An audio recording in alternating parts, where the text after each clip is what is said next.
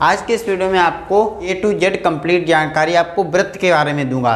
सबसे पहले मैं आपको वृत्त की परिभाषा बताऊंगा, उसके बाद में वृत्त का व्यास, उसके बाद में वृत्त की परिधि, वृत्त का क्षेत्रफल, वृत्त की त्रिज्या, वृत्त अर्धवृत्त का क्षेत्रफल, ये सभी सूत्र और परिभाषाएं आपको आज की इस वीडियो में बताऊंगा।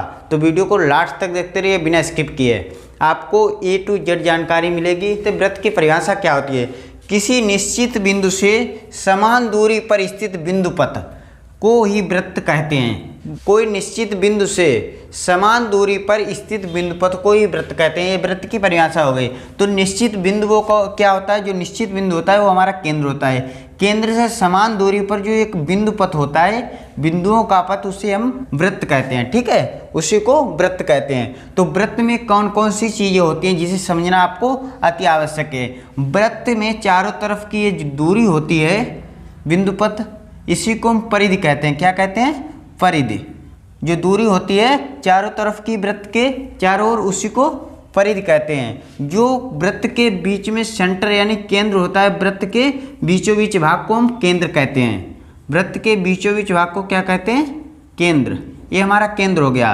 परिधि के एक बिंदु से दूसरे बिंदु तक केंद्र से होती हुई एक रेखा खींची जाए, एक लाइन खींची जाए, उसी को हम कहते हैं व्यास। जो ये लाइन मिलाई गई परिधि के एक बिंदु से दूसरे बिंदु तक, परिधि के एक बिंदु से दूसरे बिंदु तक केंद्र से होकर जाए, उसी को हम कहते हैं व्यास। इसे क्या कहेंगे? व्यास। उसके बाद में केंद्र से परिधि के किसी भी एक बिंदु तक कोई रेखा मिला दें। जैसे मान लो ये केंद्र है, केंद्र से किसी एक बिंदु पर कोई रेखा मिला दें तो हमारी वो क्या कहलाएगी? त्रिज्या। उस लाइन को क्या कहेंगे? त्रिज्या। ठीक है, केंद्र से परिधि के किसी एक बिंदु पर कोई रेखा मिला जाए उसे हम त्रिज्या कहते हैं। त्रिज्याएं, एक वृत्त में त्रिज्याएं बहुत सी खींच सकते हैं। चाहे तो आप केंद्र से किसी भी साइड मिला दें, चाहे इस साइड मिला दें, चाहे इस साइड, चाहे उस साइड, वो हमारी सभी त्रिज्याएं कहलाएंगी। ठीक है, उसके बाद देखते हैं वृत्त का व्यास। वृत्त का व्यास क्या होता है? यहाँ पे देखना है वृत्त का व्यास। वृत्त का व्यास होता है, उसे किससे प्रदर्शित करते हैं? सदैव डी से प्रदर्शित करते हैं। वृत्त के व्यास को किससे प्रदर्शित करेंगे? डी से। जो त्रिज्या होती है वृत्त की, उसको सदैव आर से प्रदर्शित करते हैं। वृत्त की त्रिज्या को सदैव आर से प्रदर्शित करते हैं। तो सबसे पहले आया वृत्त का व्यास। वृत्त के व्यास का एक सूत्र होता है हमारा 2 गुणे त्रिज्या। तो यहाँ पे देखना है वृत्त का व्यास जो होता है, त्रिज्या है, यहाँ पे हमारी ये केंद्र हो गया, केंद्र से परिधि तक की दूरी को त्रिज्या कहते हैं। और उसी दूरी को डबल कर दें, यहाँ दोनों डबल कर दे तो हमारा व्यास हो जाता है, यानी 2 गुणे त्रिज्या, यही हमारा व्यास हो गया।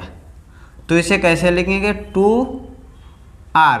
ठीक है, वृत्त के व्यास का सूत्र हो जाएगा 2r, या इसे d भी लिख सकते हैं। वृत्त के व्यास को d से प्रदर्शित करते हैं। 2 गुणे त्रिज्या यानी 2r, ये हमारा वृत्त के व्यास का सूत्र हो गया। अब हम देखते हैं वृत्त की परिधि। अब हम देखते हैं वृत्त की परिधि का सूत्र। जो वृत्त की जो चारों तरफ की दूरी होती है सर्कल में, ठीक, उसी को हम कहते हैं वृत्त की परिधि। वृत्त की परिधि का सूत्र हो जाएगा 2 पाई गुणे त्रिज्या। क्या हो जाएगा? त्रिज्या। 2 पाई गुणे त्रिज्या। तो यहाँ पे त्रिज्या को आर से प्रदर्शित करते हैं, तो हमारा सूत्र हो जाएगा 2 पाई आर। ये जितने भी सूत्र हैं बहुत ही इंपॉर्टेंट है, मैं आपको एक एक point two point A to Z बता रहा हूँ। तो यहाँ पे इसके बाद आता है वृत्त का क्षेत्रफल। तो वृत्त के क्षेत्रफल, ये वृत्त है, इसका हमारा क्षेत्रफल क्या होगा? उसी का डायरेक्ट फार्मूला होता है। तो उसका फार्मूला होता है पाई आर स्क्वायर, यानी पाई और त्रिज्या का स्क्वायर, यानी जो त्रिज्या होती है उसका स्क्वायर। तो पाई आर स्क्वायर, ये हमारा वृत्त का क्षेत्रफल हो जाएगा। और उसके बाद हम देखते हैं वृत्त की त्रिज्या।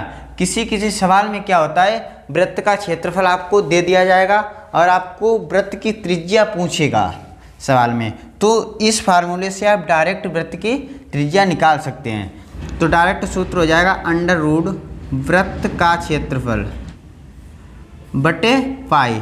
ये हमारा डायरेक्ट सूत्र होता है, यानी जो वृत्त का क्षेत्रफल दे रखा है उसका वर्गमूल लेना है और पाई से भाग देना है। हमारा डायरेक्ट सूत्र हो जाएगा वृत्त की त्रिज्या निकालने का, जब क्षेत्रफल दे रखा हो वृत्त का। उसके बाद हमारा अगला सूत्र है अर्धवृत्त का क्षेत्रफल। अगर आपको अर्धवृत्त का क्षेत्रफल निकालना हो तो आप किस प्रकार से निकाल सकते हैं। इसके दो फार्मूले होते हैं। देखो, अर्धवृत्त का क्षेत्रफल निकालना हो तो एक हमारा सिंपल सा फार्मूला 1/2 पाई आर स्क्वायर। उसके बाद हमारा जब त्रिज्या ना दे रखी हो, व्यास दे रखा हो, तो उसका फार्मूला हो जाएगा 1/8 पाई डी स्क्वायर। ये हमारा दूसरा फार्मूला हो गया अर्धवृत्त का क्षेत्रफल निकालने का। जब व्यास दे रखा हो, डी का मतलब व्यास, और हमारी त्रिज्या न देकर व्यास दे रखा हो, तो आप इस फार्मूले से अर्धवृत्त का क्षेत्रफल निकाल सकते हैं। ये मेंसुरेशन चैप्टर की 3rd वीडियो है। यदि पिछली 2 वीडियो आपने नहीं देखी तो लिंक डिस्क्रिप्शन में मिल जाएगी, वहाँ से जाकर देख सकते हैं।